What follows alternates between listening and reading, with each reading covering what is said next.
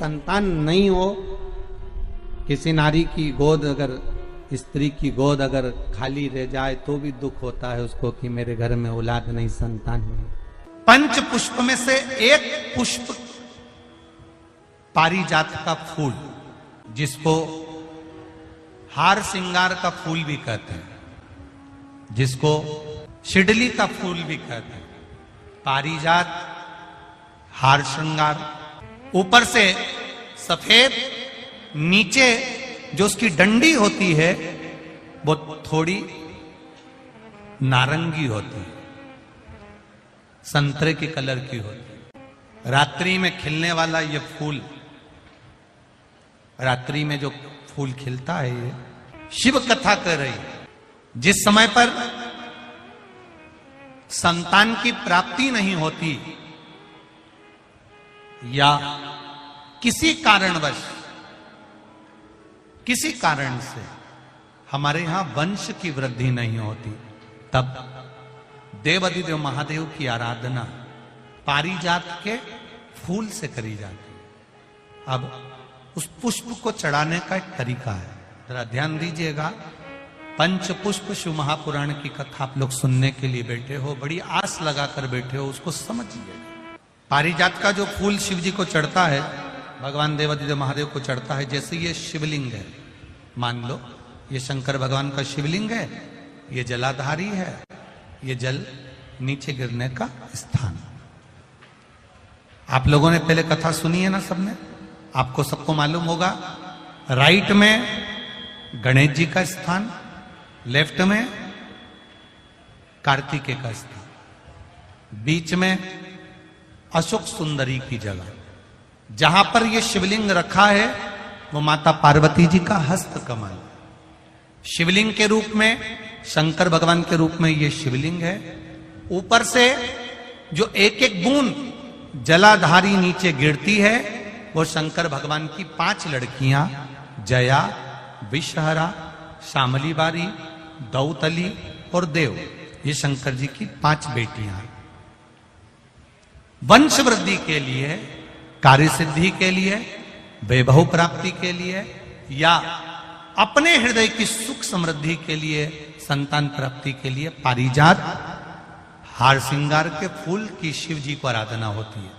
हार श्रृंगार का जो पुष्प होता है, अशोक सुंदरी वाली जगह पर हम पारिजात के पुष्प को समर्पित करते हैं। उसकी डंडी का जो मुख है वो शिवलिंग की ओर होता है जब अपन अशोक सुंदरी पर चढ़ाते हैं, और फूल का मुख इधर होता है। वापिस उसी पारिजात के पुष्प को उठाकर हम माता पार्वती जी के हस्त कमल पर, जो गोल हस्त कमल है, वहां समर्पित करते हैं। उस जगह पर माता पार्वती जी की ओर से जो पुष्प समर्पित किया जाता है, उसकी डंडी पारिजात की हमारी ओर होती है, पुष्प का मुख महादेव की ओर होता है। तीसरी जगह जब हम पारिजात के पुष्प को अशोक सुंदरी पे से उठाकर जगत जननी के हस्त कमल पर रखते हैं, हस्त कमल पे से उठाकर देवाधिदेव महादेव के शिवलिंग पर रखते हैं, उस समय पर पारिजात के पुष्प की डंडी शिवलिंग के ऊपर होती है और फूल का मुख अपनी ओर होता है। इस जगह पर पारिजात के पुष्प की डंडी के केसर से ही महादेव को त्रिपुंड लगाया जाता है और महादेव से प्रार्थना करी जाती है। अब पारिजात के फूल का केसर कैसे बनाना है वो भी एक बार आप लोग अच्छे से समझे। जैसे मान लो अभी पारिजात का तो फूल यहां पर नहीं है, पर आप टीवी पर दर्शन कर रहे होंगे। पारिजात पुष्प की जो पीछे की डंडी होती है, फूल सफेद और पीछे जो डंडी होती है नारंगी कलर की, केसरिया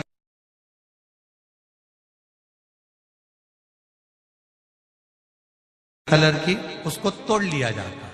तोड़कर ऐसी 25-50 फूल की पीछे की डंडी को तोड़कर उसको रख दिया जाता है। उसको धूप में नहीं सुखाते, केवल घर में उसको एक कटोरी में या थाली में रख दो, वो धीरे धीरे सूख जाएगा।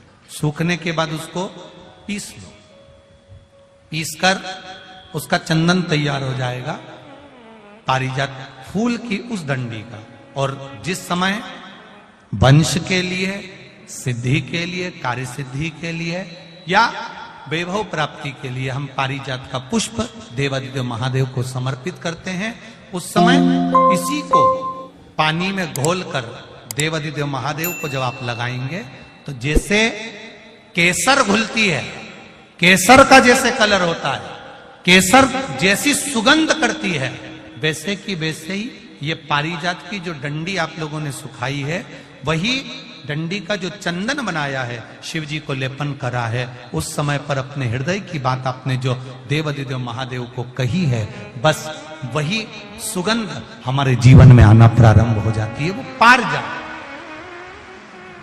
हार श्रृंगार।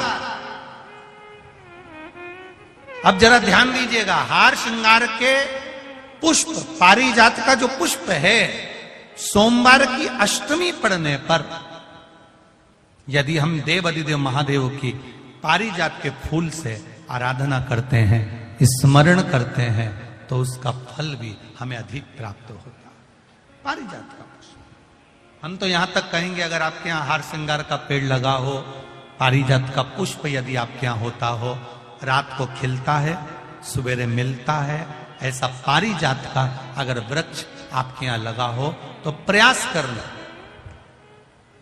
12 महीने शिवरात्रि आती है, बोलो आती कि नहीं आती? आती है ना 12 महीने।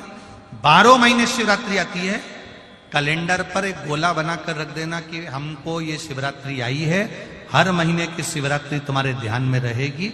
एक पारिजात का पुष्प, हार श्रृंगार का पुष्प, एक अगर देवादिदेव महादेव को आपने चढ़ाना चालू कर दिया, समर्पित करना प्रारंभ कर दिया, तो आपको पीछे पलट कर देखने की जरूरत नहीं पड़ेगी, महादेव हाथ पकड़ ही रहता।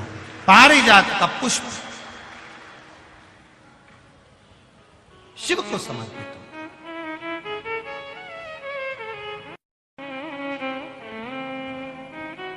सफेद कलर का पुष्प है, आप टीवी पर दर्शन कर रहे होंगे, केसरिया कलर की है, नारंगी कलर की उसकी डंडी है, भगवान शिव को समर्पित। पारिजात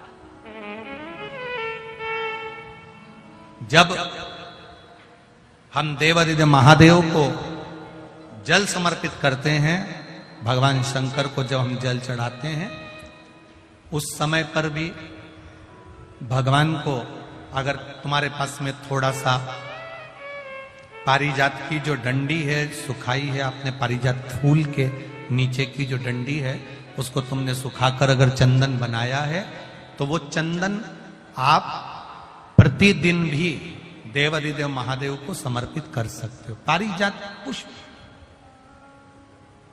एक बात और हमारे स्मरण में, भगवान शिव को जो ये 5 तरह के पुष्प समर्पित करे जाते हैं, इन पुष्पों की डंडी जो पीछे लगी होती है